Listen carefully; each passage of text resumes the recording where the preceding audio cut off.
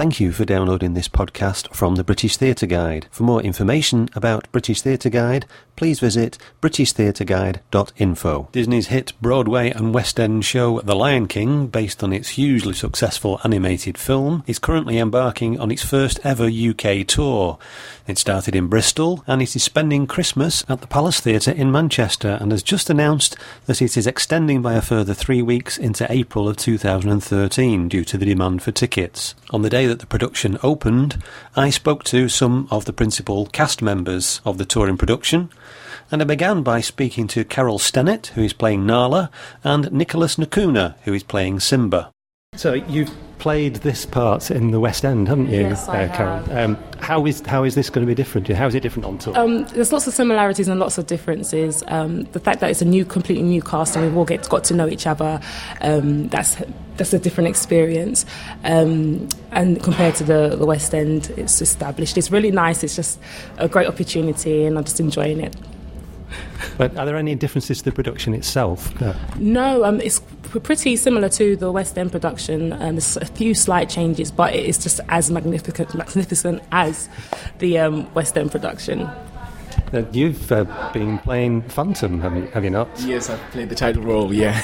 This is a little bit different to that, isn't it? Yeah, I'm sure it is. I mean, the style is completely different. Phantom, classical, and Lion King is just a little bit, musically. Mm-hmm. Musically, it's just a little bit contemporary, I would say. So yeah, it's because I've done shows before that were slightly more the same with Lion King musically. Then it's been easier for me to change back to that. Yeah. Completely different style of singing then, I suppose. Yeah, as well. For sure. I've been trained classically, so it wasn't. Right. Yeah, so I had to. I mean, it's been years, so I had just to had to visit back, the classical training of it, when I did Phantom. But yeah, it was a thrill. It was easy. But you are at least from the right continent for this particular show, right? Yeah, I'm from South Africa, and most of the languages in the show, it's Sotho. You find Zulu in the show, and these are languages that I actually communicate with every day. Have either of you had to learn any different skills for this show? I wouldn't say learn different skills. I think enhance the skills that were already there. That's what I would say. It's a show that you keep developing, you keep discovering new things as you're on stage. You're like, oh, this might work, so you keep trying different things, and it's a good way of expanding and exploring different avenues. Because neither of you do any of the puppetry in this show, do you? But we do have masks, and that is something that we have to be very mindful of, because Simba's character, Nala's character, is not just us as the actor. The mask is that part of that as well. So when we're acting, you don't just see our face. You have to think of the mask's face as well. And so when you're moving to the side, you have to think, okay, what's the mask doing as well? So you're telling a story both with your physical face and with the mask. Yep. So in that sense, it's a bit of puppetry there. Yeah. But there's a lot more acting with the body with masks as well, isn't there? Definitely. Yeah, definitely. Yeah. Yes. I mean, getting to the character of being a lion, mm-hmm. So you don't really walk, like a human being. Yeah. So that had to take time with the training. We had workshops, Javanese movements, just to help us, move, like a lion, Mm-hmm. So it's been fantastic. And the whole thing is a very physical style of performance. I suppose you've got to be quite fit to perform in this, have you? Oh yes, I lots of running around, jumping. Gym is important. Definitely. So the show isn't enough to keep you fit. You go to the gym as well. Not at all. Yeah, I go to the gym 3 times a week. I don't know about you, Carole. To be honest, I didn't used to go to the gym. Only I think the last couple of months I started just to get my cardiovascular up a bit more, but because of my track, it's a very physical track, lots of running, jumping. That in itself is my workout, but I'm adding to that now just to keep it fresh. Yeah, I mean, anything to make it easier. For me, it's just, it was just a little bit difficult. So when I went to the gym, I just realized that when I do the show, it's just a bit easier. Yeah. So I mean, anything to make it easier. Yes. But the story itself, I suppose you're young enough to remember the story. Are you? When you were quite young, did it mean a lot to you when you were younger? Definitely, it's my favourite animated movie. Very private. I love The Lion King. My little cousin, anytime she comes to my house, that's the first thing she wants to put on. So it's very nice to know that it passes through all generations. My little cousin's 5, and she loves it as much as I love it. And even though I'm still in the show, it's not boring to me yet. So, yeah. So a bit of a dream come true when you got the part. Definitely. It's still sometimes on stage, I'm just, wow, doing The Lion King. So it's an amazing opportunity, and I'm enjoying every moment of it. Did you were in South Africa? Did you have any experience of The Lion King? Did you know it the same? Yeah, for sure. I mean, when it came out, the animated version of it, when it came out, I also watched it. I think the only thing that makes the story wonderful is that it's so universal. Wherever you are in the country, it has a way of touching people, in a special way. And I mean, when I've watched it, before I came to do the rehearsals, I haven't seen the show, and I got the opportunity to go to London and watched her doing the show in the West End, and I was amazed, getting to see it, and it's still the same effect, even more bigger and greater spectacular on stage, and I mean, I'm grateful to be here. To be honest. And it's famously based on Hamlet, so in a sense, you could say that you've played Hamlet on. That's a good I would. I mean, I would say. There's something to add to the CV there. So, you're here in Manchester. It opens tonight. Is there a lot of excitement amongst a very large cast? Yes, Manchester's a lovely city. I'm still getting used to it. This is my first time staying here for a long period, but there's so much. As well. Me too. There's so much to see. I'm just excited to bring the show to Manchester, and just hope everyone likes it. And I hope you're going to have a look around the Christmas markets as well. Yes. To be honest, it's a fabulous city. I've just been walking around now. I'm like, yes. Much to see. But it's big, isn't it? Is. So many things to do. For me, it's just thrilling to be on stage, and when the show is done, okay, what to do? Learn about the city. Mm-hmm. Yeah. And I suppose when you're going on tour, you discover all these new cities. You've got. Do you have decent places to stay when you're here for a long time? I think that helps because you feel it's your new home. So it's nice to make it comfortable and be happy in your surroundings, and that just adds to. It's a bonus. Yeah, definitely. Yeah, I'm also comfortable, so I'm happy. Right. Well, the very best of luck with it, anyway. Thank you very much. Thank you so much. Yeah. Thank you. That was Carole Stennett, who is playing Nala, and Nicholas Nkuna, who is playing Simba. Next, I spoke to Stephen Carlile, who plays the villain Scar, and Gugwama Dlamini, who plays Rafiki. First of all, Scar, Stephen. Hello. You're playing the baddie in a family show that's spending Christmas with us. So is it like doing panto? Well, no, I try and get away from the panto evil characters and make it as real as possible. I've done baddies in pantos before, and I played it real, but it's got to be all story led. Yeah. It's not no looking out to the audience going, "Oh, what do you think about that?" Or talking to them. So I stay clear of the panto season. Although I'm really hoping for a lot of booze at the end of the show every night. Booze in which sense? Well, boo, during the curtain call instead of cheers. Not a few drinks afterwards, isn't he? Oh, booze, yeah. Sorry. Well, everything, I think. That'd be nice.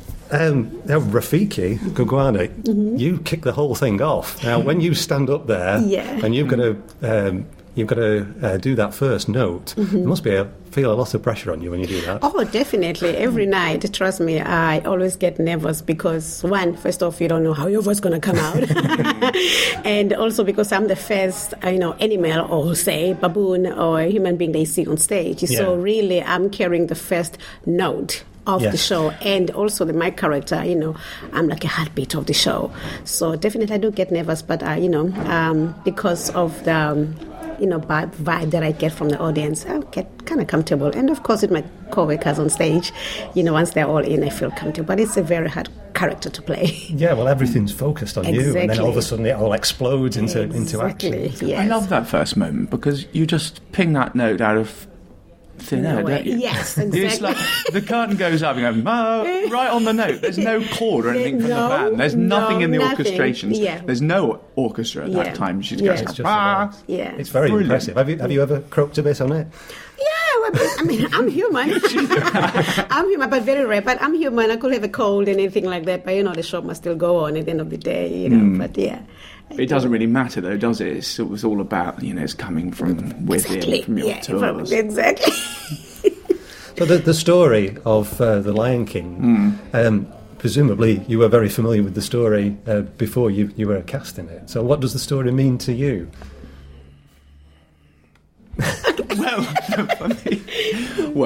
For me, it's all about Scar and his rise and fall. It's a typical actor role. Well, is his character called Scar? Yes. Apparently, there are other people in it, but pretty much it's about Scar and the rise and fall of his power and what he does with it. He's Claudius, really, in Hamlet. Well, exactly. Yeah, it's Hamlet. That's what. As soon as I got the script, I read Hamlet. Made sure I knew what I was doing. No, it's about the rise of a dictator who does a very, very bad job at what he gets, and everything else around it. But is it a story that you grew up with? Or? Yes, yeah. We I was just saying actually, we had the DVD since I was 15, and me and my brother used to watch it a lot, and act out a lot of the scenes. In particular, the death scene of Mufasa, and the death scene of Mufasa. Actually, I used to hang my brother Jack over the banisters of my house, saying "Long live the king," and throwing him off. And so your whole life has been built into playing this part. I couldn't wait. I didn't know actually. I didn't know anything about the tour, and then suddenly I got the call from the agents. This wasn't your question, but I'm going to tell you anyway. On the Friday night, saying come in on the Monday with everything learned, and I went on the Monday, went back again on Wednesday, and I had my final call on the Friday. And then the following Monday, they offered the job, which is weird because that's a very quick turnaround. Normally, you get maybe a couple of months. Actually, maybe 5 auditions over a couple of months. But this was I didn't even know anything about it, and then suddenly, so I knew this film, since I was 15, and then suddenly I was in it. In the space of a week. You've never seen the show before? I hadn't seen the show up until that point. Wow. Yeah. It was one of those things that just escaped me. Wow. I was at drama school when it came out, and then I just then I was busy. I see. There are some shows, sometimes if you just visit London occasionally, you think, well, it's always going to be there. So well, exactly. I think that's the point. You just know that it's going to be there for years and years. All of a sudden it's not. Yeah, well, if ever, it's never going to, touch wood, it's never going to close. So the part of Rafiki, what's the biggest challenge for you apart from that first note? Well, first off, it's to play older, because I'm an old, wise baboon. So that's another challenge that, young as I am, I'll still have to play very, very old. And also another challenge that I have, of course, it's one of those roles that, first off, I have so many songs to sing in a show, so which means vocally is very challenging. Yeah. And also telling the story from the beginning, because when I'm singing, there are some lines that I'm saying in my language that the audience don't understand. So even though they don't understand it, the language, but they should understand through my body language what am I saying. You know what I mean? So it can be easier for me coming out of my mouth, but at the same time, as I'm saying those lines, when I'm singing those lines in the African language, they'll have to make sure they understand what I am talking about, because I am telling the story. Because Rafiki is a storyteller of the whole show. Yeah. You changed the style of singing as well, but you do it in the first number. You go from the African chant, and then it goes into the more poppy style of English. And he changed language. Yes. Is that difficult to switch styles of singing? No, not really. No, I don't find it very, very hard because I'm a trained musician as well. Yeah. So I've done other couple of shows where I've sing differently, jazz and African and, well, not pop, but a little bit of R&B, So not really. I don't find it challenging. So it's impressive to watch, but it's not difficult for you to do?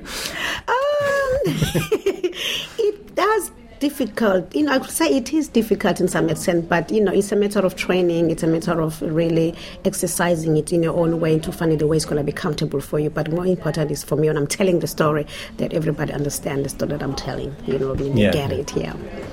So Scar's the villain, so he's got the deeper songs, the deeper voice, different style of singing again. He does, yeah.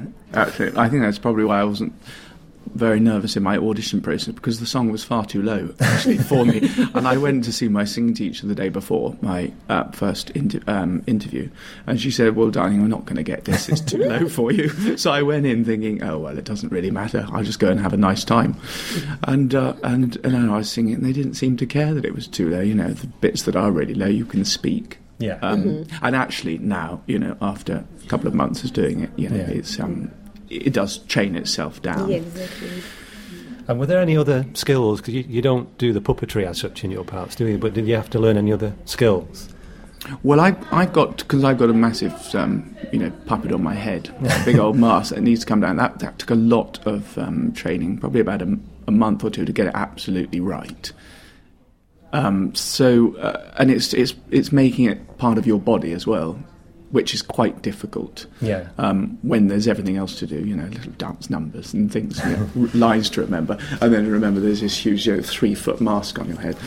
So that was quite tricky, but we did it. There are different ways of moving for both of you, though, aren't there? Well, for Rafiki, she's the only character who doesn't have any puppets anyways.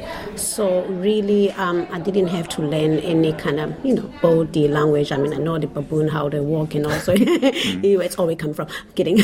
So, in a way... shoes you have to walk on as well?